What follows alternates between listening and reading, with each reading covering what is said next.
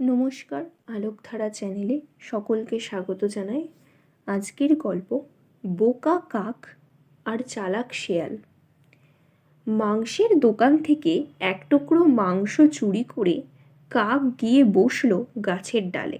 সেই গাছের নিচে ছিল এক চালাক শেয়াল। কাকের মুখে মাংসের টুকরো দেখে তার লোভ হলো। তখন সে একটা ফন্দি আঁটল। কাকের দিকে গলা তুলে শেয়াল বলল, আমি অনেক পাখি দেখেছি, কিন্তু তোমার মতো এত সুন্দর পাখি আগে কখনো দেখিনি। কি সুন্দর তোমার গায়ের রং, তোমার গলাটাও নিশ্চয়ই খুব মিষ্টি। তা আমাকে ওই সুন্দর গলায় একটা গান শোনাবে?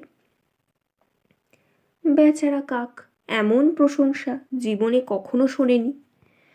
সে তো শেয়ালের কথা শুনে আনন্দে আত্মহারা হয়ে গেল। তখনই গলা ছেড়ে বলল, কা। যেমনি বলা অমনি মুখ থেকে মাংসের টুকরো পড়ে গেল মাটিতে।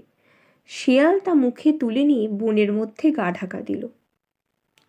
নীতি: প্রশংসায় আত্মহারা হলে ঠকতে হয়। আজকের গল্প এখানেই শেষ। গল্পটি কেমন লাগলো অবশ্যই কমেন্টে জানাবেন। ভালো লাগলে লাইক অ্যান্ড শেয়ার করে দিও।